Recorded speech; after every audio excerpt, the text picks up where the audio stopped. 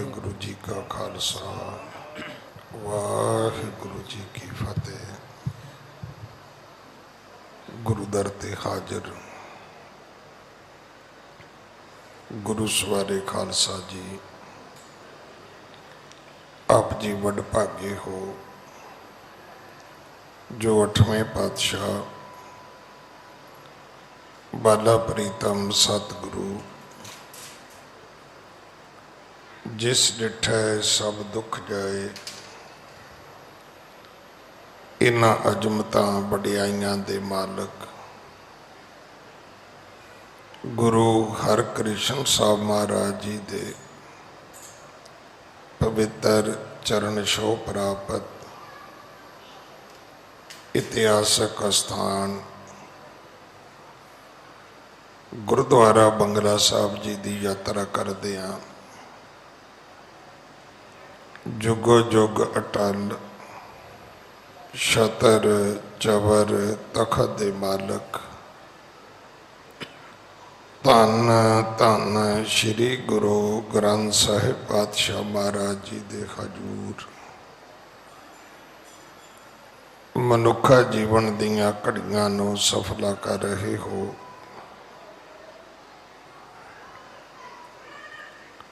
सतगुरु सारियां दी यात्रा सफल करन। हुण समा है गुरु दरबार दे निजम अनुसार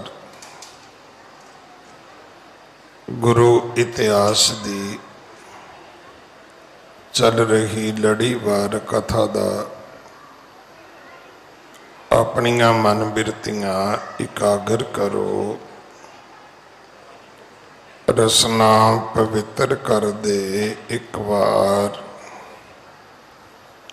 सारे उच्चारण करो जी सतनाम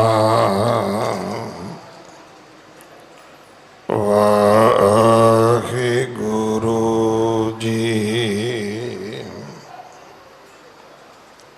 ये इतिहास पहले पातशाह जाहर पीर जगत गुरु कल तारण आए श्री गुरु नानक देव महाराज जी का है।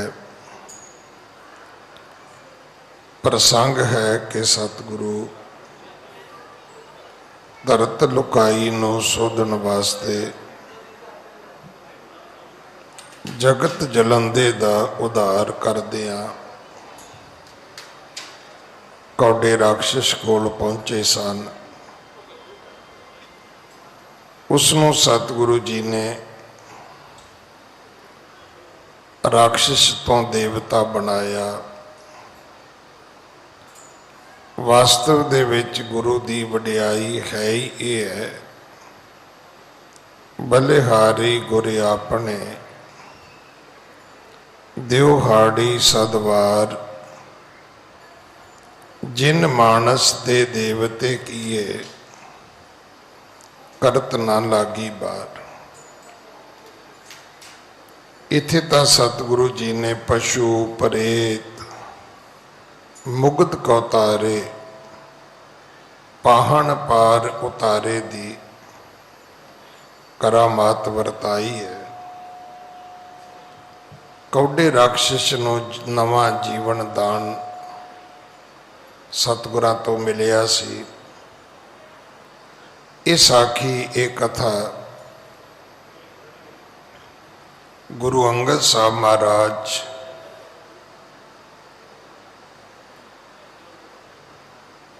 खडूर साहब की धरती ते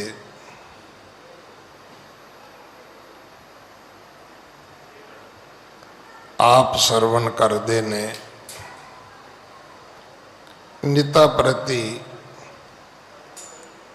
गुरु जी दे हजूर कथा सुनाई जाती है, सुनी जाती है। जदों ये प्रसंग जोगी भरथरी वाला अते कौडे राक्षस वाला सुने, इतिहास कहता है कि सतगुरु इतने प्रेम वैराग दे विच भरे कि सतगुरां दी समाधि लग गई। इथों अज दी कथा आरंभ है। आप जी बड़े प्यार दे नाल सरवण करो। हाँ जी। परथर कौडे केर परसंगा, सोन श्री अंगद प्रेम उमंगा। परथरी दी कौडे राक्षस दी कथा सुनी है। गुरु अंगद साहब महाराज दे मन विच प्रेम दा महड़ा आउंदा है, प्रेम दा उछाला आउंदा है। हाँ जी। लगी समाध जुटे जुग नैना, अंग अडोल न उचरत बैना। समाधि लग गई, नेत्र जुड़ गए। सतगुरु जी अडोल चौकड़ी मार के बैठे, अंतर ध्यान होए ने।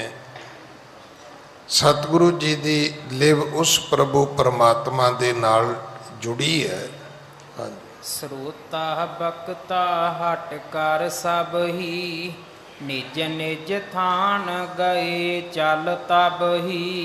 इथे सुनन वाले सुनाउण वाले गुरु जी नूं मत्था टेक के घरों घरी चले गए, अपने अपने थां चले गए। पर सतगुरु गुरु अंगद साहब महाराज अडोल उसे तरह ही अपने संघासन दे ऊपर बैठे हुए ने। हाँ जी। बीत गए जब जाम सताई, तदप न चेतनता तन आई। जदों 27 जाम बीत गए, एक दिन दे 4 पहर हुंदे ने। दिन ते रात दोनों नूं मिलाइए ते 8 हुंदे ने। 24 होण ते 3 दिन ते 3 रातां बनदियां ने। 27 का अर्थ है कि तीसरे दिन की रात भी जिहड़ी है वो भी विच शामिल हो गई। भाव चौथे दिन सतगुरु जी चौथे दिन दे चौथे पैर सवेरे गुरु नानक देव पिता महाराज की कथा सुनते सुनते ऐसे लिवलीन होए ने कि 27 पैरों तो बाद सतगुरु जी चेतनता विच आए। वापस अपने शरीर की आके सतगुरां ने संभाल की है। हाँ जी। खान पान इशनान बहीने, बीते आसन एक असीने। ये हुण सतगुरु जी जदों चेतन होए तो कवि जी कहते ने 27 पहर हो गए ने भाई, ना कुछ खाधा है ना कुछ पीता है, ना उठ के कोई इशनान कीता है। खान पान इशनान बहीने, कोई शरीरक क्रिया नहीं हुई। बीते आसन एक असीने, इको समाधि विच, इको आसन विच, इको चौकड़ी दे विच 27 घंटे नहीं मान होंदे। ते 27 घंटिया जदों तुसी 3 नाल 27 पहरां नूं 3 नाल गुणा करोगे तो घंटे बन जाणगे भाई। 3 घंटिया का एक पहर हुंदा है। हुण 27 नूं डबल करिए तो 54 बनता है। 54 दे विच 27 जोड़ांगे तो तकरीबन 81 घंटे बन गए। इन्ना लंबा समा सतगुरु एक चौकड़ी दे विच बैठे ने। हाँ जी। पै कर कोई ना सकै बुलाई, वैसे पास पिखै दृग लाई। कोई भी आके सतगुरु जी नूं बुला नहीं सी सकिया, हला नहीं सी सकिया। किसी ने चेत अचेत कोई कोशिश भी नहीं की, भुल भी नहीं की। नहीं तो अगे जाके जो गुरु 10वें पातशाह का इतिहास आएगा तो असी जरूर सुनांगे कि बाबे रामदास दे नाले भाना वरत चुकिया सी। वो तो अपना शरीर कोठे में छड्ड के अपनी करामात नाल किसी का कारज करन गया तो मगरों चेले ऐसे छड़प होए कि उन्होंने चुकिया शरीर बाबे राम राय दा ते फूक दिता, साड़ दिता। पर इत्थे किसी ने कोई अवज्ञा नहीं की। भै कर कोई ना सके बुलाई, बैसे पास पिखै दृग लाई। रोज की तरह संगत आउंदी रही, मत्था टेकदी रही, बैठदी रही, चली जाती रही। सतगुरु जी अपने सिंघासन ते विराजमान रहे। हाँ जी। बहुरो छुटी समाद आनंदा, उठ कर मज्जन कीन मुकंदा। जदों सतगुरु जी की समाधि छुटी है, जदों सतगुरु मुड़ वापस चेतनता विच आए ने, उठे ने ते इशनान किया। एक गल याद रखना, तुसी पाठ की ड्यूटी करो, पर जे पाठ की ड्यूटी करदियां तुहाडा मन नहीं लग्या तो तुसी कल्प जाओगे, खिजे खिजे उठोगे तुसी। पर जे पाठ करदियां तुहाडा ध्यान गया लग, तो तुसी जदों पाठ करके हटोगे बिल्कुल फ्रैश होवोगे। मशकीन साहब कहंदे हुंदे सी, कथा रोज करी दी है, हुंदी कदे कदे है। इसे तरह कीर्तन रोज ही रागी सिंह करते ने, हुंदा कदे कदे है। नहीं तो मेरे वर्गा उठ के ही कहता जी मेरा तो गल बह गया जी, मेरा तो बुरा हाल हो गया जी, मैं तो मसा टाइम पूरा किया जी। भगती सानू हौला कर दी है, वेटलैस। भगती सानू तनाव तो मुक्त कर दी है। जिहड़े साडे तनाव ने ये सारे खत्म हो जाते हैं भगती विच आके। पर होणगे उदों जदों तुसीं इत्थे आके अपने शरीर नूं ढिला छड्ड दिओगे। नहीं तो तुसीं वेख्या होना है, मैं भी वेख रहा, तुसीं भी वेख रहे हो, अपना बहुतिआं दा ध्यान इसे काम ते हुंदा भी इन्हें किहड़ा सूट पाया है, किहड़ा लंघिया भला, किहड़ा रह गया। असी सारिਆਂ ने मूँह तां नूं चुके हुंदे ने, ऐसे कैमरे फिट किए ने भी मसां कोई साडे कोलों बच के लंघ जाए भला, भी असी ना वेखिया होवे, फिर संगत च बहण दा साडा की फायदा है। तुसीं नोट करियो कई रस्ते विच बहिंदे ने, मत सोचना कि उन्हां विच निमरता है, निमरता कोई नहीं है। बस उदां ही दो गल्लां दी गल है भी एक आए गए नूं वेखना, एक आए गए नूं विखाउणा है भी आपां भी गुरुद्वारे आए हैं। नहीं तो सच ये है कि चल बुलिया चल उथे वसीए, जिथे होवन अन्ने, ना कोई तेरी जात पछाणे, ना कोई तेनू मन्ने। सो मेरी सारिਆਂ ਨੂੰ बेनती है कि भाई रिलैक्स होवो, शरीर का तनाव छड्डो, शरीर नूं ढिला करो और कोशिश करो अपने ध्यान नूं थल्ले करन दी। अखां नूं रोकण दी कोशिश करो, की लेना बाहर वेख के। जरूरत स्वै पड़चोल दी है, जरूरत इस गल दी नहीं कि दूजिਆਂ नूं वेख्या जावे कि वो कौन है। लोड़ इस गल दी भी तू कौन है। मैं तो रोज़ बेनती करदा भी साडी हालत की है। टैलीफोन मिलाया कौन बोलदा है। कई तो शरीफ होंदे ने तो कहंदे जी मैं करनैल सिंह बोलदा, मैं बघेल सिंह बोलदा। तो कई बड़े अखड़ होंदे ने, कहंदे भी तू की लेना है। क्योंकि तरीका ये है कि जदों फोन मिलाओ तो अगले नूं कहो कि मैं रणजीत सिंह बोलदा जी, आप जी कौन बोलते हो। पहला अपनी इंट्रोडक्शन तो दिओ भी तुसी कौन हो। इत्थे बंदे खोज दिल हर रोज, ना फिर परेशानी माहे। सानू परेशानी कादी है पता है तुहानू? सानू परेशानी ये नहीं कि मेरे कोल की है, सानू परेशानी है भी दूजे क्यों इन्ना समान चुकी फिरदे ने। ਅਸੀਂ ਦੁਖੀ ਦੂਜਿਆਂ ਨੂੰ ਵੇਖ ਕੇ ਆ। ਆਪਣੇ ਆਪ ਤੋਂ ਸਾਡੀ ਕੋਈ ਫੀਲਿੰਗ ਨਹੀਂ ਹੈ, ਸਾਡੀ ਕੋਈ ਜਜਮੈਂਟ ਨਹੀਂ ਹੈ, ਸਾਡੀ ਕੋਈ ਜਿਊਰੀ ਨਹੀਂ ਹੈ, ਸਾਡੀ ਕੋਈ ਜਸਟਿਸ ਨਹੀਂ। ਮੈਂ ਕੀ ਹਾਂ? ਕੁਝ ਵੀ ਨਹੀਂ। ਸੋ ਇਸ ਕਰਕੇ ਮੇਰੀ ਹੁਣ ਵੀ ਬੇਨਤੀ ਹੈ, ਜੇ ਤੁਸੀਂ ਰਿਲੈਕਸ ਹੋ ਜਾਓ, ਬਿਲਕੁਲ ਤਣਾਅ ਛੱਡੋ, ਥੋੜੇ ਮਿੰਟ ਬਹਿ ਜਾਓ। ਕੋਈ ਜ਼ਰੂਰੀ ਥੋੜਾ ਵੀ ਇੱਥੇ 2 ਘੰਟੇ ਕੱਢ ਕੇ ਜਾਣੇ ਨੇ। ਇਹ ਕੋਈ ਵਿਧੀ ਵਿਧਾਨ ਨਹੀਂ ਨਾ ਮੈਂ ਅੱਜ ਤੱਕ ਪੜ੍ਹਿਆ ਕਿ ਬਹੁਤ ਜ਼ਰੂਰੀ ਹੈ ਜੀ ਸੰਗਤ ਦੇ ਵਿੱਚ 5 ਘੰਟੇ ਬਹਿਣਾ ਚਾਹੀਦਾ ਹੈ। ਨਾ, ਆਪ ਜੀ ਨੂੰ ਪਤਾ ਹੈ ਕਿ ਇੱਕ ਦਿਨ ਸੰਗਤ ਦੇ ਵਿੱਚ ਭਾਈ ਸੁਥਰਾ ਜੀ ਆਏ ਤੇ ਭਾਈ ਸੁਥਰਾ ਜੀ ਨੇ ਐਵੇਂ ਅਬਾ ਤਬਾ ਬੋਲਣਾ ਸ਼ੁਰੂ ਕਰ ਦਿੱਤਾ। ਬਸ ਫਿਰ ਕੀ ਸੀ, ਆ ਜਿਹੜੇ ਮੇਰੇ ਵਰਗੇ 2-2 ਅੱਖਾਂ ਦੇ ਕੈਮਰੇ ਲਾ ਕੇ ਬੈਠੇ ਨੇ ਕਿ ਕੌਣ ਕਿੰਨੇ ਪੈਸੇ ਮੱਥਾ ਟੇਕਦਾ ਹੈ, ਤੇ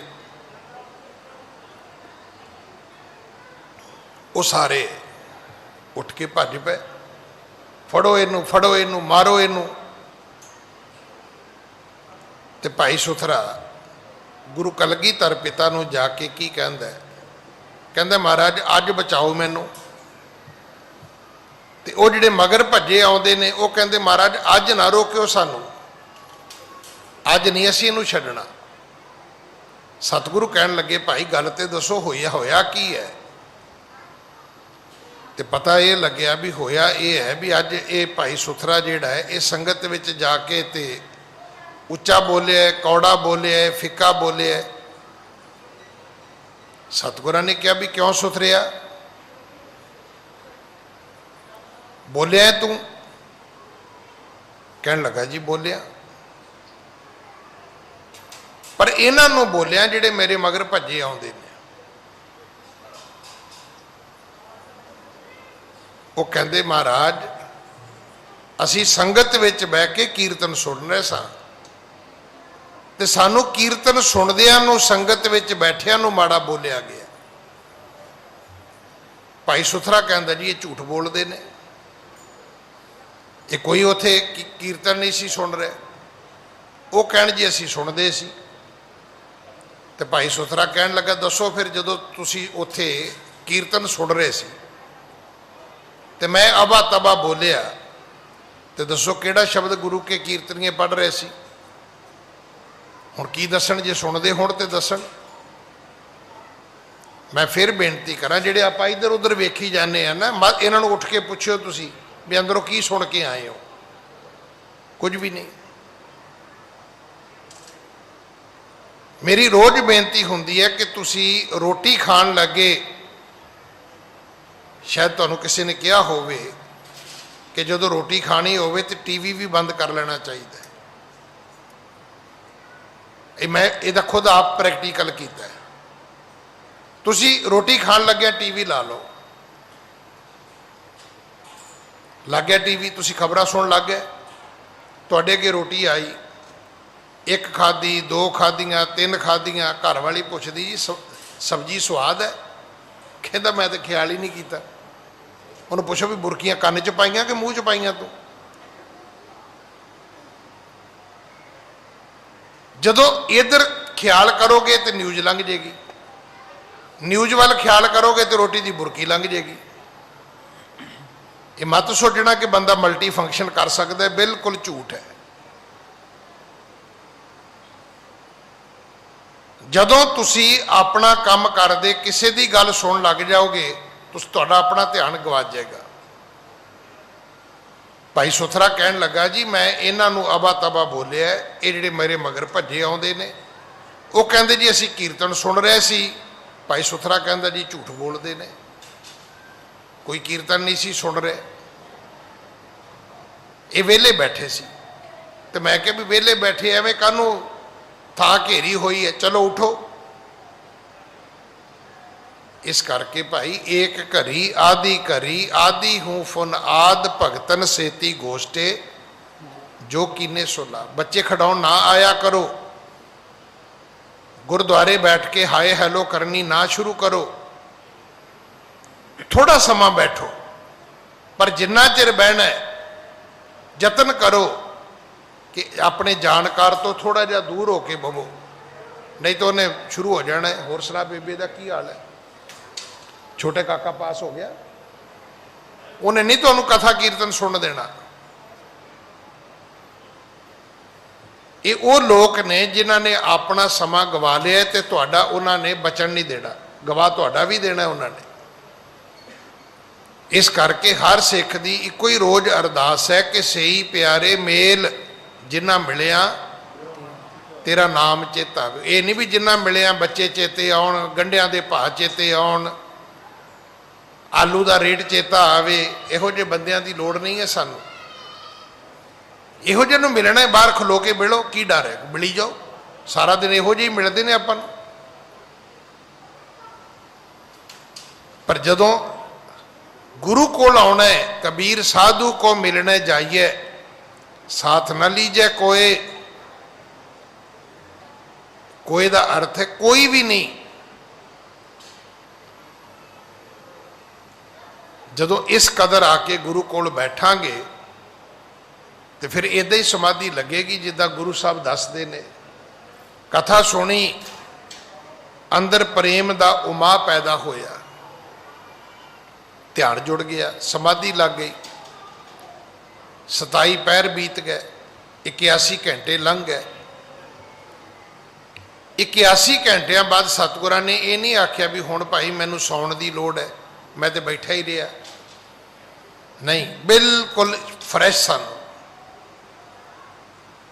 भगती तुहानू तरो ताजगी दिंदी है। जदों तुसी कदे कीर्तन विचों आनंद मान के उठोगे, तुसी नोट करना तुहानू इदां लगेगा कि तुसी तुहाडा शरीर वेटलैस है, कोई भार है ही नहीं। बिल्कुल फुल वर्गा हौला तुहाडा शरीर होएगा, कोई दिमाग दे विच तनाव नहीं होएगा।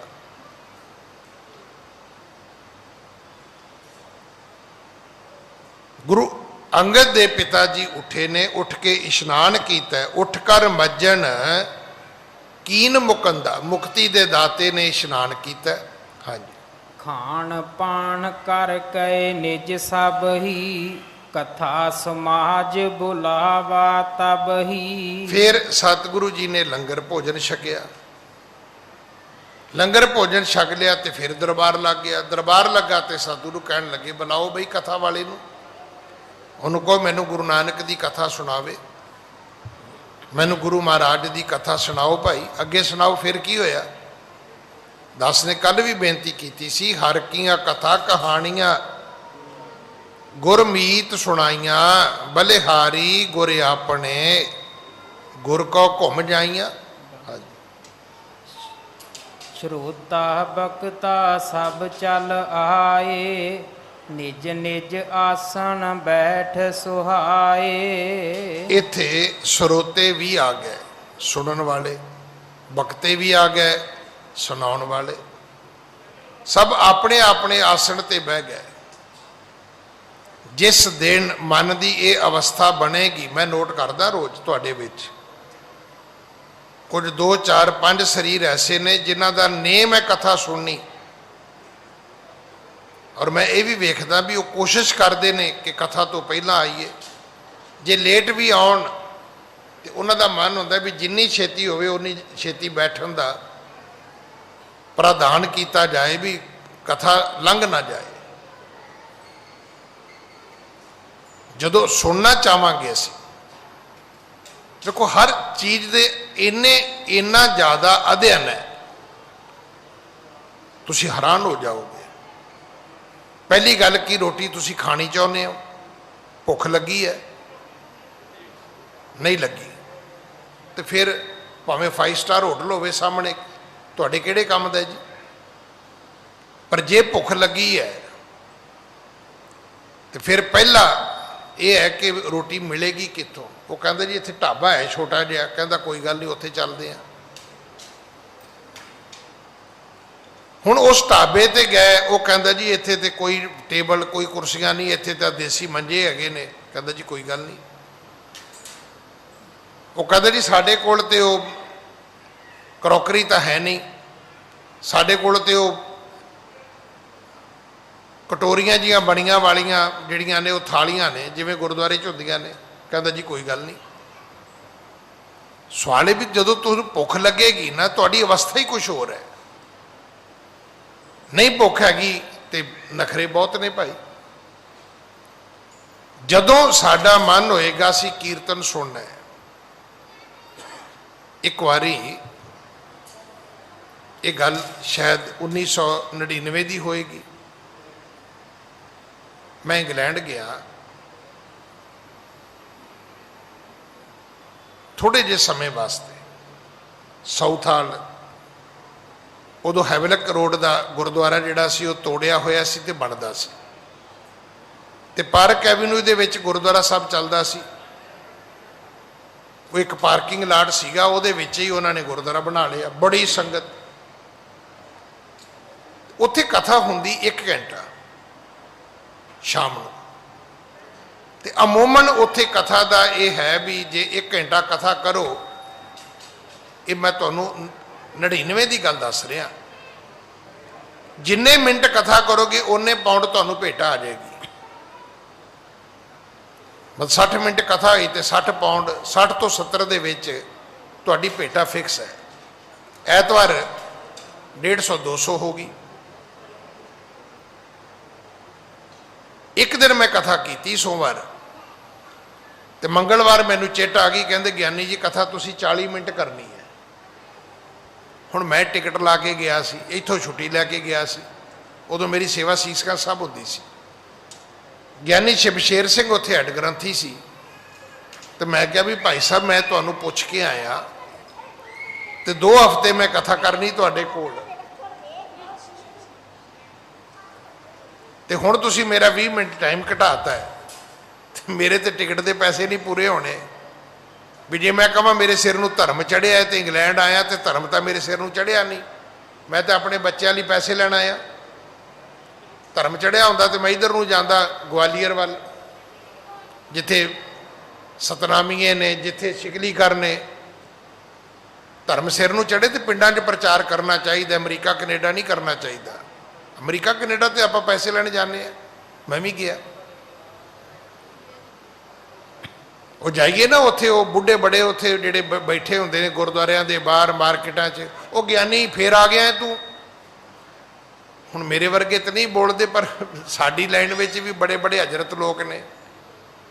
वो एक किते कथावाचक नूं पै गए बुढ़े, कहंदे ज्ञानी फिर आ गया पाउंड लैण।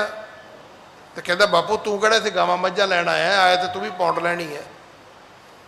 भी तू दुआबा छड्ड के जलंधर लुधियाना तू इत्थे गावां मझां लैण आया। जे तू पाउंड कमाउण आया तो मैं भी पाउंड कमाउण आया, पर मैं तुहाडे वांगू नहीं आया, झूठ बोल के नहीं आया, मैं गुरु का प्रचार करन आया। मैं ज्ञानी शमशेर सिंह नूं कहा जी मेरा टाइम घटाता है। मैनूं कहंदा भी 1 दिन कथा करो, तो जे तुहानूं लगे कोई फर्क है तो आपां तुहाडा टाइम वधा देंगे। मेरे तो बाद उत्थे कोई साधु संत सी, वो आया, ਉਹਦੇ ਉੱਥੇ ਫਾਲੋਅਰ बड़े ਸੀਗੇ इंग्लैंड ਵਿੱਚ। होया कि जदों मैं 40 मिनट बोलिया तो मैनू तो मेरे ख्याल 100 पाउंड हो गया होना। तो मैनू पुछदे ज्ञानी शमशेर सिंह कहते जी किवें फिर? मैं कहा नहीं 40 मिनट ही ठीक है।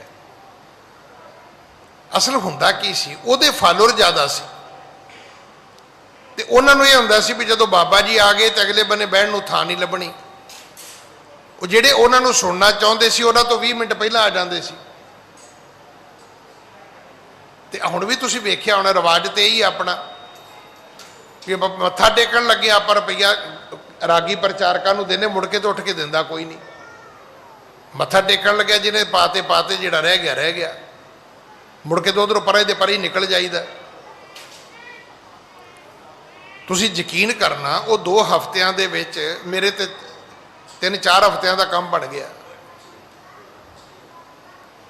ये मैं गल आप जी नाल तां साझी कीती है कि जिदन कथा सुनन आवांगे, जिदन कीर्तन सुनन आवांगे, उदन सब तो पहला होएगा भी असी कित्थे बह के कथा सुननी है।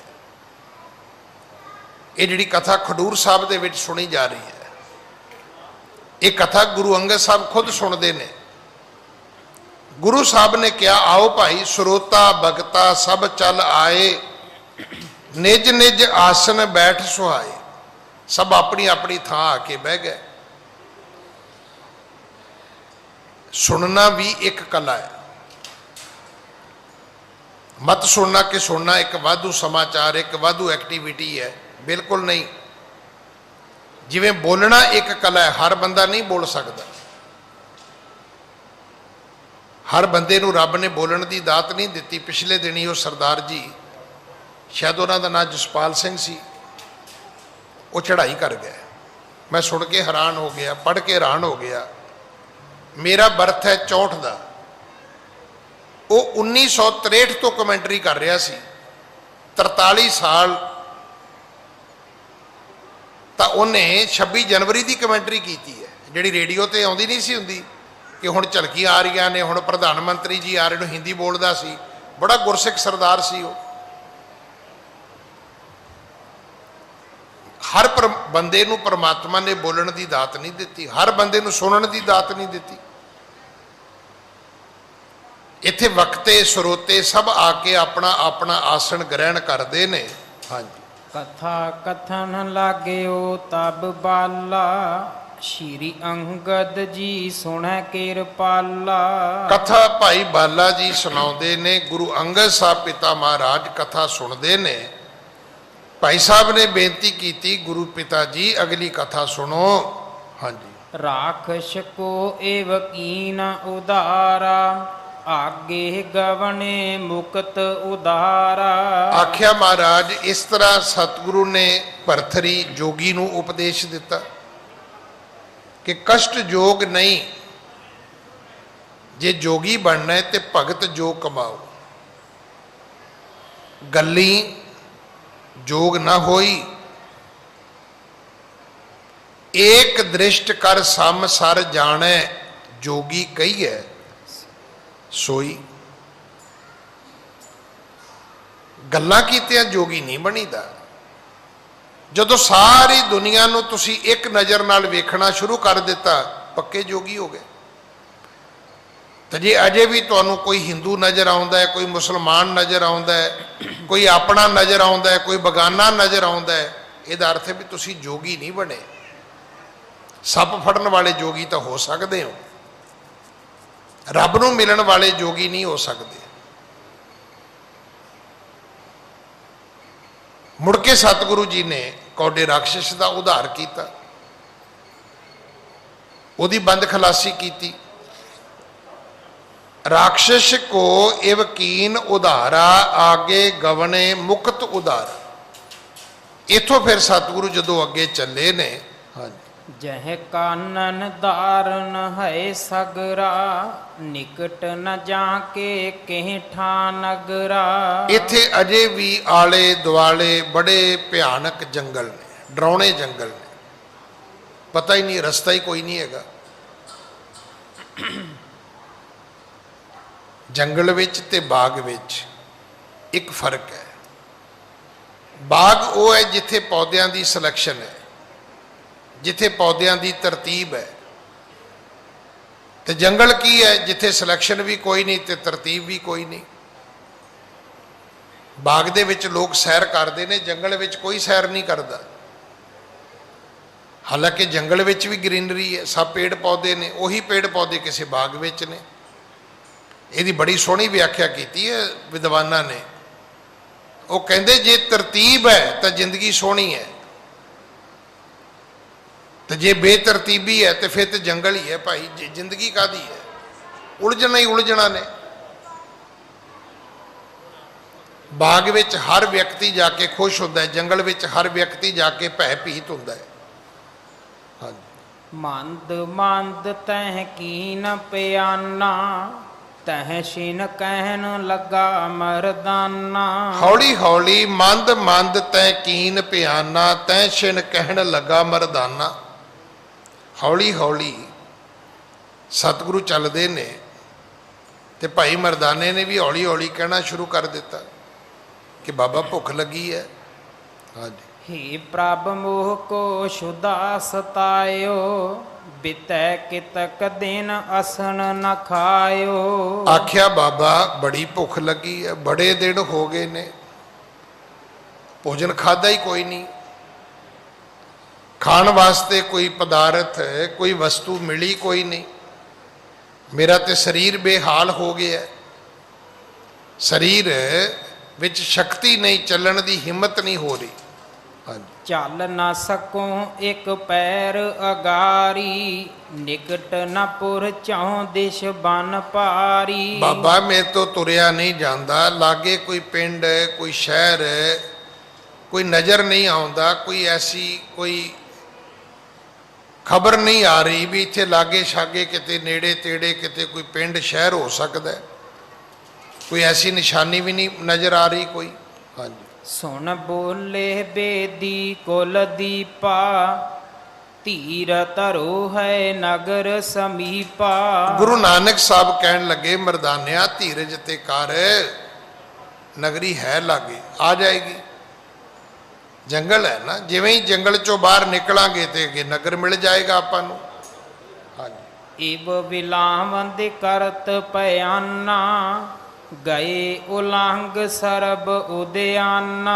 ਇਦਾਂ ਸਤਿਗੁਰੂ ਜੀ ਵਰਲਾਉਂਦੇ ਭਾਈ ਮਰਦਾਨੇ ਨੂੰ ਪੂਰਾ ਹੀ ਜੰਗਲ ਲੰਘ ਗਏ, ਜੰਗਲ ਮੁੱਕ ਗਿਆ। ਅੱਗੇ ਹੁਣ ਇੱਕ ਬਹੁਤ ਵੱਡਾ ਨਗਰ ਨਜ਼ਰ ਆਉਂਦਾ ਹੈ। ਹਾਂਜੀ। ਤੀਨ ਕੋਸ ਤੇ ਨਗਰ ਸੁਹਾਵਾ, ਮਰਦਾਨੇ ਕੋ ਪ੍ਰਭੂ ਦਿਖਾਵਾ। ਹੁਣ ਸਤਿਗੁਰੂ ਨੇ ਦੱਸਿਆ ਵੀ ਵੇਖ ਮਰਦਾਨਿਆਂ, ਵੀ ਉਹ ਉੱਚੀਆਂ ਅਟਾਰੀਆਂ ਮਾੜੀਆਂ, ਉਹ ਜਿਹੜੇ ਉੱਚੇ ਮਹਿਲ ਨੇ, ਇਹ ਕੋਈ ਪਿੰਡ ਹੈ ਕੋਈ ਸ਼ਹਿਰ ਹੈ, ਉੱਥੇ ਚੱਲਦੇ ਆ, ਉੱਥੇ ਚੱਲ ਕੇ ਤੈਨੂੰ ਲੰਗਰ ਭੋਜਨ ਛਕਾਉਂਦੇ ਆ ਭਾਈ। ਹਾਂਜੀ। ਸੁੰਦਰਪੁਰ ਦੇਖੋ ਥਲ ਊਚੇ, ਖਾਵੋ ਅਸਨ ਤੇ ਚਲੋ ਪਹੁੰਚੇ। ਸੁੰਦਰਪੁਰ ਦੇਖੋ ਥਲ ਉੱਚੇ, ਬੜਾ ਸੋਹਣਾ ਸ਼ਹਿਰ ਹੈ, ਉੱਚੀ ਥਾਂ ਤੇ ਵਸਿਆ ਹੋਇਆ ਹੈ। ਵੇਖੋ ਹੁਣ ਇਹ ਵੀ ਸਿੱਖਣ ਦੀ ਲੋੜ ਹੈ। ਸਾਡੇ ਬੰਦੇ ਕੀ ਕਰਦੇ ਨੇ ਵੀ ਜਿੱਥੋਂ ਸ਼ਹਿਰ ਚੋਂ ਨਾਲਾ ਲੰਘਦਾ ਹੋਵੇ ਨਾ, ਉਹਦੇ ਤੇ ਰਾਤੋਂ ਰਾਤ ਲੈਂਟਰ ਪਾ ਕੇ ਸਵੇਰੇ ਗੁਰਦੁਆਰਾ ਬਣਾਉਣ ਦੀ ਕੋਸ਼ਿਸ਼ ਕਰਦੇ ਨੇ। ਮੁੜ ਕੇ ਕਹਿੰਦੇ ਜੀ ਪਾਣੀ ਵੜ ਗਿਆ ਗੁਰਦੁਆਰੇ 'ਚ। ਵੀ ਪਾਣੀ ਦੱਸੋ ਕਾਰਪੋਰੇਸ਼ਨ ਨੇ ਵਾੜਿਆ? ਘਰ ਨੂੰ ਬਣਾਉਣ ਦਾ ਤਰੀਕਾ ਕੀ ਤੁਸੀਂ ਸਮਝਦੇ ਹੋ ਵੀ ਗੁਰਦੁਆਰੇ ਤੋਂ, ਗੁਰਬਾਣੀ ਤੋਂ, ਇਤਿਹਾਸ ਤੋਂ ਮਿਲ ਸਕਦਾ ਹੈ? ਘਰ ਹਮੇਸ਼ਾ ਉੱਚੀ ਥਾਂ ਤੇ ਬਣਾਉਣਾ ਚਾਹੀਦਾ ਹੈ। ਇਹ ਜਿਹੜਾ ਨਗਰ ਸਾਹਮਣੇ ਨਜ਼ਰ ਆ ਰਿਹਾ ਹੈ, ਗੁਰੂ ਨਾਨਕ ਸਾਹਿਬ ਕਹਿੰਦੇ ਨੇ ਮਰਦਾਨਿਆ, ਸੁੰਦਰਪੁਰ ਦੇਖੋ ਥਲ ਉੱਚੇ, ਖਾਹੋ ਅਸਨ ਤਾਹੇ ਚਲੋ ਪਹੁੰਚੇ। ਉੱਚੀ ਥਾਂ ਤੇ ਸੋਹਣਾ ਨਗਰ ਹੈ, ਉੱਥੇ ਚੱਲ ਤੇ ਤੈਨੂੰ ਸੋਹਣੇ ਪਦਾਰਥ ਖਵਾਵਾਂਗੇ ਆਪਾਂ। ਹਾਂਜੀ। ਸੁਣ ਬੋਲਿਓ ਹੈ ਪ੍ਰਭ ਗੁਣ ਖਾਨੀ, ਮਮ ਸਰੀਰ ਭਾ ਬਲ ਤੇ ਹਾਨੀ। ਭਾਈ ਮਰਦਾਨਾ ਕਹਿੰਦਾ ਜੀ ਮੇਰਾ ਤੇ ਸਰੀਰ ਹੀ ਬਲਹੀਨ ਹੋ ਗਿਆ, ਸਰੀਰ 'ਚ ਸੱਤਿਆ ਹੀ ਨਹੀਂ ਹੈ, ਸ਼ਕਤੀ ਕੋਈ ਨਹੀਂ ਹੈ, ਕਿਵੇਂ ਪਹੁੰਚਾਂਗਾ ਉੱਥੋਂ ਤੱਕ? ਮੇਰੇ ਵਾਸਤੇ ਪਹੁੰਚਣਾ ਤੇ ਬੜਾ ਕਠਿਨ ਹੈ, ਔਖਾ ਹੈ।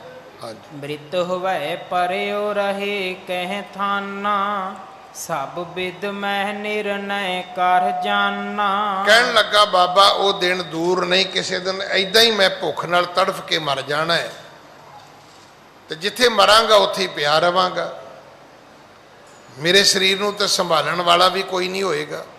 ਹਾਂਜੀ। ਕੀ ਨ ਖੁਦਾਏ ਅਬੈ ਮ੍ਰਿਤ ਮੋਰੀ, ਜਗ ਜੀਵਨ ਤੇ ਟੂਟੀ ਡੋਰੀ। ਬਸ ਖੁਦਾ ਨੇ ਜਾਣੋ ਕਿ ਮੇਰੀ ਮੌਤ ਹੁਣ ਕੀਤੀ ਕਿ ਹੁਣ ਕੀਤੀ। ਜਗਤ ਦੇ ਜੀਵਨ ਵਾਲੀ ਡੋਰੀ ਮੇਰੀ ਟੁੱਟਣ ਵਾਲੀ ਹੈ, ਉਮਰ ਮੇਰੀ ਮੁੱਕਣ ਵਾਲੀ ਹੈ, ਤੇ ਭੁੱਖ ਦੇ ਨਾਲ ਕਿਸੇ ਵੇਲੇ ਵੀ ਮੇਰੀ ਮ੍ਰਿਤੂ ਹੋ ਸਕਦੀ ਹੈ, ਸਵਾਸ ਨਿਕਲ ਸਕਦੇ ਨੇ। ਹਾਂਜੀ। ਆਇਓ ਨਗਰ ਤਹਾਂ ਕਿਆ ਹੋਏ, ਚੀਰ ਗੰਠ ਹਮ ਦਾਮ ਨ ਕੋਏ। ਆਇਓ ਨਗਰ ਤਹਾਂ ਕਿਆ ਹੋਏ। ਬਾਬਾ ਜੀ ਪਿੰਡ ਆ ਵੀ ਜਾਵੇਗਾ, ਸ਼ਹਿਰ ਆ ਵੀ ਜਾਵੇਗਾ, ਨਗਰ ਆ ਵੀ ਜਾਵੇਗਾ, ਤੇ ਕੀ ਫਰਕ ਪੈਣਾ? ਖਾਵਾਂਗਾ ਕੀ? ਇਹ ਤਾਂ ਹੈ ਨਹੀਂ ਵੀ ਮੇਰੇ ਜਾਂਦਿਆਂ ਨੂੰ ਕਿਸੇ ਨੇ ਪਕਾ ਕੇ ਰੱਖੀ ਹੋਏਗੀ। ਉੱਥੇ ਰੋਟੀ ਵੀ ਤਾਂ ਲੱਭਣੀ ਪੈਣੀ ਹੈ ਨਾ, ਪਤਾ ਨਹੀਂ ਕਿੱਥੋਂ ਮਿਲੇਗੀ।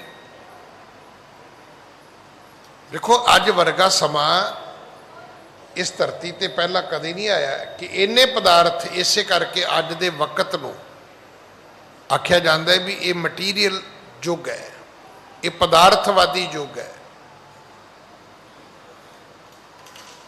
ਜਿੰਨੇ ਪਦਾਰਥ ਅੱਜ ਨੇ ਇਹਨੇ ਪਹਿਲਾਂ ਹੁੰਦੇ ਹੀ ਨਹੀਂ ਸੀ। ਲਾਲ ਬਹਾਦਰ ਸ਼ਾਸਤਰੀ ਕਦੋਂ ਪ੍ਰਧਾਨ ਮੰਤਰੀ ਬਣਿਆ, ਉਹਨੇ ਸਾਰੇ ਹਿੰਦੁਸਤਾਨ ਦੇ ਲੋਕਾਂ ਨੂੰ ਕਿਹਾ ਸੀ ਵੀ ਇੱਕ ਟਾਈਮ ਦੀ ਰੋਟੀ ਛੱਡ ਦਿਓ, ਕਿਸੇ ਭੁੱਖੇ ਨੂੰ ਮਿਲ ਜਾਏਗੀ। ਕਣਕ ਹੀ ਨਹੀਂ ਸੀ ਹੁੰਦੀ, ਆਟਾ ਹੀ ਨਹੀਂ ਸੀ ਹੁੰਦਾ, ਰੋਟੀ ਨਹੀਂ ਸੀ ਹੁੰਦੀ, ਖਾਣੇ ਕੀ ਸੀ। ਪਰ ਅੱਜ ਤੇ ਹੈਰਾਨੀ ਹੁੰਦੀ ਹੈ, ਨਾ ਕੋਈ ਫਲ ਫਰੂਟ ਦੀ ਸਮਝ ਆਉਂਦੀ ਹੈ, ਨਾ ਕੋਈ ਪਦਾਰਥਾਂ ਦੀ ਸਮਝ ਆਉਂਦੀ ਹੈ। ਜਿੱਥੇ ਮਰਜ਼ੀ ਚਲੇ ਜਾਓ ਢੇਰਾਂ ਦੇ ਢੇਰ ਲੱਗੇ ਪਏ ਨੇ। ਹਾਂਜੀ। ਬਿਨਾ ਲਿਐ ਕੋ ਦੇਵੈ ਨਾਹੀ, ਕੈਸੇ ਖਾਓ ਅਸਣਪੁਰ ਮਾਹੀ। ਉਦੋਂ ਹਰ ਪਿੰਡ ਵਿੱਚ ਗੁਰਦੁਆਰਾ ਧਰਮਸ਼ਾਲਾ ਨਹੀਂ ਸੀ ਹੁੰਦੀ, ਢਾਬੇ ਰੈਸਟੋਰੈਂਟ ਨਹੀਂ ਸੀ ਹੁੰਦੇ, ਹੱਟੀਆਂ ਬਾਜ਼ਾਰ ਮਾਰਕੀਟਾਂ ਬਹੁਤੀਆਂ ਨਹੀਂ ਸੀ ਹੁੰਦੀਆਂ। ਰੋਟੀ ਬਹੁਤ ਔਖੀ ਮਿਲਦੀ ਸੀ। ਕਹਿਣ ਲੱਗਾ ਬਾਬਾ ਜੇ ਪੱਲੇ ਪੈਸੇ ਹੋਣ ਤੇ ਫਿਰ ਤੇ ਮੈਂ ਜਾ ਕੇ ਸ਼ਹਿਰ ਚੋਂ ਝੱਟ ਰੋਟੀ ਲੈ ਲਵਾਂਗਾ, ਮੇਰੇ ਕੋਲ ਤੇ ਪੈਸੇ ਵੀ ਕੋਈ ਨਹੀਂ। ਬਿਨਾ ਲੀਏ ਕੋ ਦੇਵੇ ਨਾਹੀ, ਕੈਸੇ ਖਾਓ ਅਸਨਪੁਰ ਮਾਹੀ। ਬਿਨਾ ਪੈਸਿਆਂ ਤੋਂ ਕੋਈ ਦਵੇਗਾ ਨਹੀਂ, ਕੋਈ ਨਹੀਂ ਦਵੇਗਾ ਤੇ ਬਾਬਾ ਮੈਂ ਖਾਵਾਂਗਾ ਕੀ। ਹਾਂਜੀ। ਸ਼ਿਰੇ ਸ਼੍ਰੀ ਗੁਰ ਸੁਣੈ ਵਾਕ ਅਸ ਜਬ ਹੀ, ਭਗ ਸਿਉ ਰੇਤ ਫਰੋਰੀ ਤਬ ਹੀ। ਸ਼੍ਰੀ ਗੁਰ ਸੁਣੇ ਵਾਕ ਅਸ ਜਬ ਹੀ। ਜਦੋਂ ਸਤਿਗੁਰੂ ਨੇ ਇਹ ਵਾਕ ਸੁਣੇ ਤੇ ਸਤਿਗੁਰੂ ਜੀ ਨੇ ਆਪਣੇ ਮੁਬਾਰਕ ਚਰਨਾਂ ਨਾਲ, ਆਪਣੇ ਪਾਵਨ ਪਵਿੱਤਰ ਪੈਰਾਂ ਨਾਲ ਕਹਿੰਦੇ ਧਰਤੀ ਨੂੰ ਫਰੋਲਿਆ। ਉਹ ਧਰਤੀ ਰੇਤਲੀ ਸੀ, ਫਰੋਲੀ ਗਈ। ਕਰੜੀ ਹੁੰਦੀ, ਚੀਕਣੀ ਮਿੱਟੀ ਹੁੰਦੀ ਤੇ ਸ਼ਾਇਦ ਜੇ ਜ਼ਮੀਨ ਹੀ ਪੱਥਰ ਵਰਗੀ ਹੁੰਦੀ ਤੇ ਕੀ ਫਰੋਲਿਆ ਜਾਣਾ ਸੀ ਉੱਥੇ। ਨਿਕਸਾ ਤਹਿ ਤੇ ਅਦਭੁਤ ਲਾਲ, ਜਾਂ ਕੀ ਸ਼ੋਭਾ ਦੀਪਤ ਵਿਸਾਲ। ਉਹਦੇ ਵਿੱਚੋਂ ਇੱਕ ਲਾਲ ਨਿਕਲਦਾ ਹੈ, ਕੀਮਤੀ ਲਾਲ, ਮਹਿੰਗਾ, ਬਹੁਤ ਮਹਿੰਗਾ ਪੱਥਰ ਨਿਕਲਿਆ ਇੱਕ, ਜਿਹਦੀ ਸ਼ਾਇਦ ਆਮ ਬਾਜ਼ਾਰ ਦੇ ਵਿੱਚ ਆਮ ਜੌਹਰੀ ਦੇ ਕੋਲ ਤਾਂ ਕੀਮਤ ਹੀ ਨਹੀਂ ਸੀ। ਉਹਦਾ ਭਾਈ ਨਹੀਂ ਸੀ ਲਾ ਸਕਦਾ, ਉਹਦੀ ਕੀਮਤ ਹੀ ਇੰਨੀ ਜ਼ਿਆਦਾ ਸੀ। ਹਾਂਜੀ। ਬੰਧਨ ਗੰਠ ਚਹੂ ਮਰਦਾਨਾ, ਲੈ ਬੰਦੋ ਨਿਜ ਚੀਰ ਸੰਗਾਨਾ। ਸਤਿਗੁਰੂ ਜੀ ਕਹਿਣ ਲੱਗੇ ਲੈ ਮਰਦਾਨਿਆ, ਇਹ ਲਾਲ ਹੈ, ਇਹ ਆਪਣੇ ਪੱਲੇ ਬੰਨ ਲੈ, ਆਪਣੇ ਕੰਠ ਬੰਨ ਲੈ, ਤੇ ਇਹ ਲੈ ਕੇ ਤੂੰ ਸ਼ਹਿਰ ਵਿੱਚ ਜਾਣਾ ਹੈ। ਹਾਂਜੀ। ਧਰੋ ਧੀਰ ਔਰ ਕਰੋ ਪਿਆਨਾ, ਥੋਰ ਪੰਥ ਢਿਗ ਹੈ ਪੁਰ ਥਾਨਾ। ਸਤਿਗੁਰੂ ਕਹਿਣ ਲੱਗੇ ਹੁਣ ਧੀਰਜ ਹੋਇਆ, ਹੁਣ ਧਰਵਾਸ ਆਈ, ਹੁਣ ਤੇ ਪੱਲੇ ਤੇਰੇ ਪੈਸੇ ਵੀ ਬੰਨ ਦਿੱਤੇ ਨੇ, ਚੱਲ ਹੁਣ ਤੇ ਤੁਰ। ਜਿੰਨਾ ਕੁ ਸ਼ਹਿਰ ਬਾਕੀ ਹੈ, ਨਗਰ ਬਾਕੀ ਹੈ, ਉਹਨਾਂ ਤੇ ਭਾਈ ਤੂੰ ਚੱਲ ਸਾਡੇ ਨਾਲ। ਹਾਂਜੀ।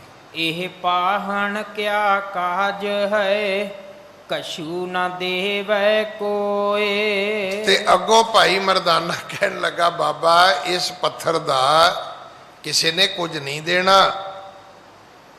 ਏਦਾਂ ਮਿੱਟੀ 'ਚ ਥੋੜਾ ਕੀਮਤੀ ਪੱਥਰ ਹੁੰਦੇ ਨੇ, ਤੇ ਜਿਹੜੇ ਮਿੱਟੀ 'ਚੋਂ ਨਿਕਲਦੇ ਨੇ ਉਹਨਾਂ ਦੀ ਕੀਮਤ ਕੀ ਹੋ ਸਕਦੀ ਹੈ। ਕੀਮਤੀ ਪੱਥਰ ਤੇ ਜੌਹਰੀਆਂ ਦੇ ਖਜ਼ਾਨਿਆਂ ਵਿੱਚ ਹੀ ਹੁੰਦੇ ਨੇ। ਇਸ ਪੱਥਰ ਦਾ ਮੈਨੂੰ ਕੀ ਮਿਲੇਗਾ, ਪੱਲੇ ਬੰਨਣ ਦਾ ਮੈਨੂੰ ਲਾਭ ਕੀ ਹੋਵੇਗਾ। ਜੇ ਮੈਂ ਪੱਲੇ ਬੰਨ ਵੀ ਲਵਾਂ ਤੇ ਇਹਦਾ ਕੀ ਫਾਇਦਾ ਹੈ, ਇਹਦਾ ਤਾਂ ਕੁਝ ਨਹੀਂ ਮਿਲੇਗਾ, ਇਹਦੀ ਕੋਈ ਕੀਮਤ ਨਹੀਂ ਹੈ। ਹਾਂਜੀ। ਹੋਏ ਦਾਮ ਨਿਜ ਪਾਸ ਜੇ, ਚਾਹੇ ਸੋ ਲੇਵੈ ਸੋਏ। ਕਹਿਣ ਲੱਗਾ ਜੀ ਪੈਸੇ ਚਾਹੀਦੇ ਨੇ, ਜੇ ਪੈਸੇ ਹੁੰਦੇ ਤੇ ਮੈਂ ਜ਼ਰੂਰ ਸ਼ਹਿਰ ਵਿੱਚੋਂ ਜਾ ਕੇ ਕੁਝ ਖਰੀਦ ਲੈਂਦਾ। ਪੈਸੇ ਹੈ ਨਹੀਂ, ਆ ਪੱਥਰ ਹੈ, ਪੱਥਰ ਦੀ ਕੀਮਤ ਕੋਈ ਨਹੀਂ ਹੈ। ਕੌਣ ਲਵੇਗਾ ਇਸ ਪੱਥਰ ਨੂੰ? ਹਾਂਜੀ। ਜਾਂ ਕੇ ਬਾਂਦੇ ਭੂਖ ਨ ਜਾਵੇ, ਜਬ ਲਓ ਹਾਥ ਆਹਾਰ ਨ ਆਵੇ। ਕਹਿਣ ਲੱਗਾ ਜੀ ਇਸ ਪੱਥਰ ਨੂੰ ਪੱਲੇ ਬੱਧਿਆਂ ਕੁਛ ਨਹੀਂ ਹੋਏਗਾ। ਭੁੱਖ ਜਾਵੇਗੀ ਜੇ ਭੋਜਨ ਮਿਲੇਗਾ, ਭੋਜਨ ਮਿਲੇਗਾ ਜੇ ਕੋਈ ਦੇਵੇਗਾ, ਤੇ ਦੇਵੇਗਾ ਕੋਈ ਬਿਨਾਂ ਪੈਸਿਆਂ ਤੋਂ ਨਹੀਂ ਦੇਵੇਗਾ। ਇਸ ਪੱਥਰ ਦਾ ਮੈਂ ਕੀ ਕਰਾਂਗਾ? ਹਾਂਜੀ। ਸ਼੍ਰੀ ਗੁਰ ਕਹੇ ਨਿਕਟ ਹੈ ਨਗਰੀ, ਤਹ ਕੀ ਮਤ ਇਸ ਹੋਏ ਉਜਗਰੀ। ਸਤਿਗੁਰੂ ਕਹਿਣ ਲੱਗੇ ਮਰਦਾਨਿਆਂ ਭਰੋਸਾ ਕਰ, ਵਿਸ਼ਵਾਸ ਕਰ, ਯਕੀਨ ਕਰ, ਤੇ ਸਾਡੇ ਨਾਲ ਤੁਰ ਤੇ ਸਹੀ। ਜਦੋਂ ਤੂੰ ਸ਼ਹਿਰ ਜਾਵੇਂਗਾ ਤੇ ਆਪੇ ਤੈਨੂੰ ਪਤਾ ਲੱਗ ਜਾਏਗਾ ਵੀ ਇਸ ਲਾਲ ਦੀ ਕੋਈ ਕੀਮਤ ਹੈਗੀ ਕਿ ਨਹੀਂ ਹੈਗੀ। ਇਹ ਪੱਥਰ ਕੀਮਤੀ ਹੈ ਕਿ ਐਵੇਂ ਹੀ ਹੈ, ਇਹ ਤਾਂ ਹੁਣ ਜਾ ਕੇ ਸ਼ਹਿਰ 'ਚ ਪਤਾ ਲੱਗੇਗਾ, ਕਿਸੇ ਜੌਹਰੀ ਕੋਲੋਂ ਪਤਾ ਲੱਗੇਗਾ, ਕਿਸੇ ਪੱਥਰ ਖਰੀਦਣ ਵੇਚਣ ਵਾਲੇ ਤੋਂ ਹੀ ਪਤਾ ਲੱਗੇਗਾ ਨਾ ਵੀ ਇਹਦੀ ਕੀ ਕੀਮਤ ਹੈ, ਵੀ ਹੈ ਕੋਈ ਕੀਮਤ ਕਿ ਕੋਈ ਕੀਮਤ ਹੈ ਹੀ ਨਹੀਂ ਇਸ ਦੀ। ਹਾਂਜੀ। ਤੀਨ ਕੋਸ ਪਿਖ ਚੱਲ ਤਤਕਾਲਾ, ਇਉ ਧੀਰਜ ਦੇ ਤੁਰੇ ਕਿਰਪਾਲਾ। ਇਸ ਤਰ੍ਹਾਂ 3 ਕੋਸ ਭਾਈ ਮਰਦਾਨੇ ਨੂੰ ਸਤਿਗੁਰਾਂ ਨੇ ਤੋਰ ਲਿਆ, ਇਸ ਤਰ੍ਹਾਂ ਵਰਲਾਇਆ, ਤੇ ਸਤਿਗੁਰੂ ਜੀ ਦੇ ਵਰਗਲਾਵੇ ਦੇ ਵਿੱਚ ਤੁਰਿਆ ਤੁਰਿਆ ਤੁਰਿਆ ਤੁਰਿਆ ਮਰਦਾਨਾ ਨਗਰੀ ਵਿੱਚ, ਨਗਰੀ ਦੇ ਨੇੜੇ ਪਹੁੰਚ ਗਿਆ। ਹਾਂਜੀ। ਅਤ ਲੱਜਤ ਹੋਵਤ ਮਰਦਾਨਾ, ਹਿਰਦੈ ਖਿਜਤ ਨੈ ਕਰਤ ਬਖਾਨਾ। ਸ਼ਰਮਸਾਰ ਬਹੁਤ ਹੋ ਰਿਹਾ ਵੀ ਹੁਣੇ ਮਾਫੀ ਮੰਗ ਕੇ ਆਇਆ ਕੌਡੇ ਰਾਖਸ਼ ਕੋਲੋਂ, ਹੁਣ ਮੈਂ ਫਿਰ ਕੀ ਕਵਾਂ? ਨਾ ਇਹ ਕਹਿਣ ਜੋਗਾ ਜੀ ਮੈਂ ਤੁਹਾਡੇ ਨਾਲ ਨਹੀਂ ਰਹਿਣਾ, ਤੇ ਨਾ ਇਹ ਕਹਿਣ ਜੋਗਾ ਵੀ ਮੈਂ ਤੁਹਾਡੇ ਨਾਲ ਬੜਾ ਖੁਸ਼ ਹਾਂ ਜੀ। ਅਸਲ 'ਚ ਹੁੰਦਾ ਕੀ ਸੀ? ਹੁੰਦਾ ਇਹ ਸੀ ਗੁਰੂ ਨਾਨਕ ਦੀ ਮਾਇਆ। ਨਹੀਂ ਤੇ ਵੇਖੋ ਨਾ, ਨਾਲ ਇੱਕ ਸਾਥੀ ਹੋਰ, ਉਹਨੂੰ ਭੁੱਖ ਕਿਉਂ ਨਹੀਂ ਲੱਗਦੀ? ਉਹ ਇਸ ਤਰ੍ਹਾਂ ਕਿਉਂ ਨਹੀਂ ਕਰਦਾ? ਸਤਿਗੁਰੂ ਜੀ ਆਪ ਕੌਤਕ ਵਰਤਾਉਂਦੇ ਨੇ। ਭਾਈ ਮਰਦਾਨਾ ਜਿਹੜਾ ਹੈ, ਅਤ ਲੱਜਤ ਹੋਵਤ ਮਰਦਾਨਾ, ਹਿਰਦੇ ਖਿਜਤ ਨੇ ਕਰਤ ਬਖਾਨਾ। ਮਨ ਵਿੱਚ ਖਿਜ ਆਉਂਦੀ ਹੈ ਕਿ ਚਾਹੀਦਾ ਤੇ ਇਹ ਵੀ ਬਾਬਾ ਰੋਟੀਆਂ ਮੰਗਾ ਕੇ ਦਵੇ ਤੇ ਮੈਂ ਖਾ ਲਵਾਂ। ਉਹਨੂੰ ਇਹ ਤਾਂ ਪਤਾ ਸੀ ਵੀ ਬਾਬਾ ਕਰਾਮਾਤੀ ਹੈ, ਤੇ ਬਾਬਾ ਬੁਝਾਰਤਾਂ ਪਾਉਂਦਾ, ਕਹਿੰਦਾ ਪੱਥਰ ਪੱਲੇ ਬੰਨ ਲੈ ਤੇ ਸ਼ਹਿਰ ਚਲਾ ਜਾ ਤੇ ਤੈਨੂੰ ਭੋਜਨ ਮਿਲ ਜਾਏਗਾ। ਹਾਂਜੀ। ਮੰਦ ਮੰਦ ਬੇਦੀ ਕੁਲ ਦੀਪਾ, ਚੱਲ ਕਰ ਪਹੁੰਚੇ ਨਗਰ ਸਮੀਪਾ। ਇਦਾਂ ਚੱਲਦੇ ਚੱਲਦੇ ਇਸ ਨਗਰੀ ਦੇ ਕੋਲ ਬੇਦੀ ਕੁੱਲ ਦੇ ਜਿਹੜੇ ਸ਼੍ਰੋਮਣੀ ਨੇ ਗੁਰੂ ਨਾਨਕ ਪਹੁੰਚ ਗਏ। ਹਾਂਜੀ। ਬਿਪਟ ਬਿਲੋਕ ਏਕ ਰਮਣੀਕਾ, ਬੈਠ ਗਏ ਤੈਂ ਸਭ ਜਗ ਟੀਕਾ। ਨਗਰੀ ਤੋਂ ਬਾਹਰ ਇੱਕ ਰਮਣੀਕ ਰੁੱਖ ਵੇਖਿਆ, ਦਰਖਤ ਵੇਖਿਆ, ਸੰਘਣਾ ਸ਼ਾਨਦਾਰ ਰੁੱਖ ਵੇਖਿਆ, ਤੇ ਸਤਿਗੁਰੂ ਗੁਰੂ ਨਾਨਕ ਸਾਹਿਬ ਉੱਥੇ ਬੈਠ ਗਏ। ਉੱਥੇ ਸਤਿਗੁਰੂ ਜੀ ਨੇ ਆਪਣਾ ਆਸਣ ਕਰ ਲਿਆ। ਹਾਂਜੀ। ਤਬ ਮਰਦਾਨੇ ਬਚਨ ਉਚਾਰਾ, ਜਿਉ ਤੁਮ ਕਹੋ ਕਰੋ ਤਿਉ ਕਾਰਾ। ਹੁਣ ਭਾਈ ਵਰਦਾਨਾ ਕਹਿੰਦਾ ਵੀ ਬਾਬਾ ਜੀ ਤੁਸੀਂ ਤਾਂ ਬਹਿ ਗਏ, ਤੇ ਮੈਨੂੰ ਹੁਕਮ ਕਰੋ ਮੈਂ ਕੀ ਕਰਾਂ? ਹੁਣ ਵਾਅਦਾ ਉਹਨੇ ਕੀਤਾ ਸੀ ਵੀ ਤੁਹਾਡੀ ਮਰਜ਼ੀ ਬਿਨਾਂ ਕੁਝ ਵੀ ਨਹੀਂ ਕਰਾਂਗਾ। ਕਹਿਣ ਲੱਗਾ ਜੀ ਜੋ ਕਹੋਗੇ ਉਹ ਕਰਾਂਗਾ। ਦੱਸੋ, ਇਹ ਲਾਲ ਤੇ ਪੱਲੇ ਬੰਨ ਲਿਆ, ਹੁਣ ਅੱਗੋਂ ਕੀ ਕਰਨਾ ਹੈ? ਆਗਿਆ ਮੰਗੀ ਉਸਨੇ। ਹਾਂਜੀ। ਲਾਲ ਨਾਮ ਕਹਿ ਦਿਓ ਜੋ ਮੋਹੀ, ਇਸ ਤੇ ਕੌਣ ਕਾਜ ਅਬ ਹੋਈ। ਦੱਸੋ ਫਿਰ ਬਾਬਾ ਜੀ ਇਹਦੇ ਨਾਲ ਕਿਹੜਾ ਕੰਮ ਹੋਏਗਾ? ਕੀ ਸਵਰੇਗਾ? ਕੀ ਬਣੇਗਾ? ਇਹਨੂੰ ਮੈਂ ਕਿੱਥੇ ਲੈ ਕੇ ਜਾਵਾਂ? ਕੌਣ ਖਰੀਦੇਗਾ? ਇਹਦੇ ਬਦਲੇ ਖਾਣ ਵਾਸਤੇ ਮੈਨੂੰ ਕਿਹੜਾ ਭੋਜਨ ਕੋਈ ਦਵੇਗਾ? ਹਾਂਜੀ। ਕਮਲ ਬਦਨ ਤੇ ਬਿਗਸ ਬਖਾਨਾ, ਨਗਰ ਨਾਮ ਜਾਨੋ ਕਿ ਨਾ ਜਾਨਾ। ਕਮਲ ਬਦਨ ਤੇ ਬਿਗਸ ਬਖਾਨਾ। ਗੁਰੂ ਨਾਨਕ ਸਾਹਿਬ ਹੱਸ ਕੇ ਮੁਸਕਰਾ ਕੇ ਕਹਿਣ ਲੱਗੇ, ਮਰਦਾਨਿਆ ਇਹ ਦੱਸ ਵੀ ਤੈਨੂੰ ਨਗਰੀ ਦਾ ਪਤਾ ਹੈ? ਨਗਰੀ ਦਾ ਨਾਂ ਕੀ ਹੈ? ਇਹ ਕਿਹੜਾ ਸ਼ਹਿਰ ਹੈ ਜਿੱਥੇ ਤੂੰ ਜਾਣਾ ਹੈ? ਕਿ ਤੈਨੂੰ ਇਹਦੇ ਬਾਰੇ ਕੋਈ ਗਿਆਨ, ਕੋਈ ਸੋਝੀ ਹੈ? ਹਾਂਜੀ। ਹੋ ਪ੍ਰਭ ਜੀ ਕਿਆ ਨਾਮੈ ਮਾਹੀ ਅਸਨ ਖਾਨ ਦੇਵੋ ਕਹਿ ਨਾਹੀ। ਭਾਈ ਮਰਦਾਨਾ ਕਹਿਣ ਲੱਗਾ ਬਾਬਾ ਸ਼ਹਿਰ ਦਾ ਨਾ ਕੁਝ ਵੀ ਹੋਵੇ, ਮੇਰੇ ਕਿਹੜੇ ਕੰਮ ਹੈ, ਮੈਂ ਕਿਹੜਾ ਮੁੱਲ ਖਰੀਦਣਾ ਹੈ। ਮੈਨੂੰ ਤਾਂ ਪ੍ਰਸ਼ਾਦਾ ਚਾਹੀਦਾ ਹੈ ਬਾਬਾ, ਮੈਨੂੰ ਇਹ ਦੱਸ ਵੀ ਖਾਣ ਨੂੰ ਕਿਵੇਂ ਮਿਲੇਗਾ, ਮੈਂ ਕਿੱਥੇ ਜਾਵਾਂ, ਕਿਹਦੇ ਕੋਲ ਜਾਵਾਂ, ਕੌਣ ਇਹ ਕੀਮਤੀ ਪੱਥਰ ਇਹ ਖਰੀਦੇਗਾ ਤੇ ਮੈਨੂੰ ਭੋਜਨ ਕੌਣ ਦੇਵੇਗਾ। ਹਾਂਜੀ, ਜੋ ਬਿਦ ਕਰਨੀ ਨਹੀਂ ਬਤਾਵੋ ਬਾतें ਕਰਤੇ ਦਿਵਸ ਬਤਾਵੋ।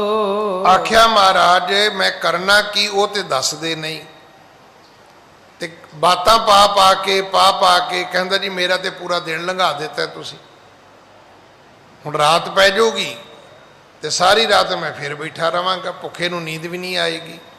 ਹਾਂਜੀ, ਹਸਨ ਹੇਤ ਬੋਲੇ ਸੁਖ ਧਾਮੂ ਜਾਨ ਬਿਸ਼ੰਪਰ ਪੁਰ ਇਹ ਨਾਮੂ। ਗੁਰੂ ਨਾਨਕ ਸਾਹਿਬ ਹੱਸ ਪਏ ਤੇ ਕਹਿਣ ਲੱਗੇ ਮਰਦਾਨਿਆਂ ਇਸ ਨਗਰ ਦਾ ਨਾਂ ਹੈ ਬਿਸ਼ੰਬਰਪੁਰ, ਅਸਲ ਵਿੱਚ ਪਟਨੇ ਦੀ ਕਥਾ ਹੈ। ਇਹ ਕਥਾ ਜਿਹੜੀ ਹੈ ਇਹ ਪਟਨਾ ਸਾਹਿਬ ਦੀ ਹੈ, ਜਿੱਥੇ ਗੁਰੂ ਨਾਨਕ ਸਾਹਿਬ ਪਹਿਲਾਂ ਗਏ ਸੀ। ਗੁਰੂ ਕਲਗੀਧਰ ਪਿਤਾ ਜੀ ਦਾ ਆਗਮਨ ਜਨਮ ਉੱਥੇ ਬਾਅਦ ਵਿੱਚ ਹੋਇਆ। ਸਤਿਗੁਰੂ ਕਹਿਣ ਲੱਗੇ ਇਸ ਨਗਰੀ ਦਾ ਨਾਮ ਬਿਸ਼ੰਬਰਪੁਰ ਹੈ। ਹਾਂਜੀ, ਕੋ ਨਾਮ ਨਗਰ ਕਾਹੂ ਬਹੁਰ ਸ਼ੁਦਾ ਲਾਗੀ ਅਬ ਮੋਹੂ। ਕਹਿਣ ਲੱਗਾ ਜੀ ਮੰਨ ਲਿਆ ਇਹ ਨਗਰੀ ਦਾ ਨਾਮ ਬਿਸ਼ੰਬਰਪੁਰ ਹੈ, ਪਰ ਬਾਬਾ ਮੈਨੂੰ ਤੇ ਭੁੱਖ ਲੱਗੀ ਹੈ, ਮੈਨੂੰ ਤੇ ਦੱਸੋ ਵੀ ਖਾਣਾ ਕਿੱਥੋਂ ਹੈ ਤੇ ਕੀ ਖਾਣਾ ਕੀ ਹੈ, ਤੇ ਦਵੇਗਾ ਕੌਣ ਤੇ ਮੈਨੂੰ ਮਿਲੇਗਾ ਕਿੱਥੋਂ। ਹਾਂਜੀ, ਸ਼ਰਮ ਤੇ ਨਿਰਬਲ ਕਾਇਆ ਸਗਰੀ ਕਿਉਂ ਹੂੰ ਪਹੁੰਚੇ ਹੈ ਢਿਗ ਨਗਰੀ। ਮੇਰੀ ਕਾਇਆ ਬਿਲਕੁਲ ਨਿਰਬਲ ਹੈ, ਸਰੀਰ ਤਾਕਤ ਤੋਂ ਰਹਿਤ ਹੈ, ਭੁੱਖ ਨੇ ਤਰੇ ਨੇ ਪਿਆਸ ਨੇ ਬਿਲਕੁਲ ਨਿਰਬਲ ਕੀਤਾ ਹੋਇਆ ਮੈਨੂੰ ਤੇ ਵੀ ਨਹੀਂ ਪਤਾ ਵੀ ਨਗਰੀ ਦੇ ਵਿੱਚ ਮੈਂ ਕਿਵੇਂ ਪਹੁੰਚਾਂਗਾ, ਪਹੁੰਚ ਵੀ ਪਾਵਾਂਗਾ ਕਿ ਰਾਹ 'ਚ ਹੀ ਡਿੱਗ ਪਵਾਂਗਾ। ਹਾਂਜੀ, ਕਰਨਾ ਨਿਦ ਬਿਗਸੇ ਬਹੁਰ ਬੋਲੇ ਤਹਿ ਸੋ ਬੈਨ। ਗੁਰੂ ਨਾਨਕ ਸਾਹਿਬ ਮਹਾਰਾਜ ਨੇ ਫਿਰ ਕਿਰਪਾ ਕੀਤੀ, ਕਹਿਣ ਲੱਗੇ ਮਰਦਾਨਿਆ ਭਰੋਸਾ ਤੇ ਕਰ, ਯਕੀਨ ਤੇ ਰੱਖ, ਵਿਸ਼ਵਾਸ ਤੇ ਕਰ, ਨਗਰੀ ਵਿੱਚ ਜਾ ਤੇ ਸਹੀ, ਇਹ ਲਾਲ ਕੀਮਤੀ ਹੈ, ਜਾ ਕੇ ਕਿਸੇ ਨੂੰ ਵਿਖਾਵੇਂਗਾ ਤੇ ਪਤਾ ਲੱਗੇਗਾ ਨਾ, ਬੋਲਣ ਨਾਲ ਤੇ ਗੱਲ ਬਣੇਗੀ ਨਹੀਂ। ਹਾਂਜੀ, ਨਗਰ ਵਿਖੇ ਗਵਣੋ ਅਬੈ ਖੋਜ ਜਹੋਰੀ ਐਣ। ਇੱਕ ਕੰਮ ਕਰ ਮਰਦਾਨਿਆ, ਨਗਰੀ ਵਿੱਚ ਜਾ ਕੇ ਤੇ ਕੋਈ ਜੌਹਰੀ ਲੱਭ, ਕੋਈ ਹੀਰਿਆਂ ਦਾ, ਪੱਥਰਾਂ ਦਾ, ਇਹਨਾਂ ਮੋਤੀਆਂ ਦਾ, ਲਾਲਾਂ ਦਾ ਕੋਈ ਵਪਾਰੀ ਤੇ ਜਾ ਕੇ ਲੱਭ, ਪਤਾ ਤੇ ਕਰ ਵੀ ਕੌਣ ਖਰੀਦਦਾ ਹੈ। ਹਾਂਜੀ, ਵਿੱਚੋ ਜਾਏ ਤਹਾਂ ਇਹ ਲਾਲਾ ਸੁਣਤ ਸ਼ਰੋਨ ਗਵਣਿਓ ਤਤਕਾਲਾ। ਭਾਈ ਮਰਦਾਨਾ ਸੁਣ ਕੇ ਬਚਨ ਤੁਰ ਪਿਆ, ਲੱਭਦਾ ਕੋਈ ਲੱਭੇ ਤੇ ਪਹਿਲਾਂ ਉਹਨੂੰ ਜਾ ਕੇ ਮੈਂ ਪੱਥਰ ਵੇਚਾਂ, ਇਹਦੇ ਪੈਸੇ ਵਟਾਂ, ਫਿਰ ਪੈਸੇ ਲੈ ਕੇ ਘੁੰਮਾਂਗਾ, ਸ਼ਹਿਰ 'ਚ ਵੀ ਪੈਸੇ ਲੈ ਕੇ ਕੋਈ ਰੋਟੀ ਦੇਵੇਗਾ। ਹੁਣ ਉਸ ਵੇਲੇ ਰੋਟੀ ਲੱਭਣੀ ਵੀ ਔਖੀ ਸੀ।